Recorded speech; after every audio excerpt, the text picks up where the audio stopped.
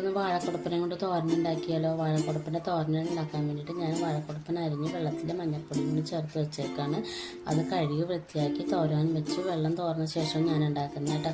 അല്ലെങ്കിൽ ഒരു കറ ഉണ്ടല്ലോ, ആ കറ പോകാൻ വേണ്ടിയിട്ടാണ്. ചിലരാണെങ്കിൽ അത് വെളിച്ചെണ്ണ ചേർത്ത് തിരുമ്മിയിട്ടാണ് വയ്ക്കാറ്. പിന്നെ അതിലേക്ക് ചേർക്കാനുള്ള മിക്സ് തയ്യാറാക്കണം. അതിന് വേണ്ടിയിട്ട് പച്ചമുളക്, സവാള, തേങ്ങ, കുറച്ച് മഞ്ഞൾപ്പൊടി, ഉപ്പ്, പിന്നെ ഒരു 2 കറിവേപ്പില കൊണ്ട് ചേർക്കണം. ഉപ്പ് ചേർക്കണമെന്ന് വെച്ചിട്ടുണ്ടെങ്കിൽ നല്ലോണം ആ മിക്സിലേക്ക് ഉപ്പ് വരാൻ വേണ്ടിയിട്ടാണ് കേട്ടോ. അപ്പോൾ മൊത്തത്തിൽ പിന്നീട് നമ്മൾ ഉപ്പ് ചേർക്കുമ്പോൾ അവിടെ ഇവിടെയൊക്കെ ആയി പോകണ്ടല്ലോ. അപ്പോൾ അതിന് വേണ്ടിയിട്ടാണ്. പിന്നെ ചട്ടി വെച്ചിട്ട് നമ്മൾ കുറച്ച് കടുക് ചേർത്തു, കുറച്ച് സവാള ചേർത്തു, കറിവേപ്പിലയും തളിച്ചു. പിന്നെ അത് കഴിഞ്ഞ ശേഷം ഞാൻ കുറച്ച് പരിപ്പും കൂടി ചേർക്കേണ്ടത്. ഈ പരിപ്പ് ചേർത്ത് നല്ല ടേസ്റ്റ് ആയിട്ട് ഇടക്കൊന്ന് കടിക്കാൻ.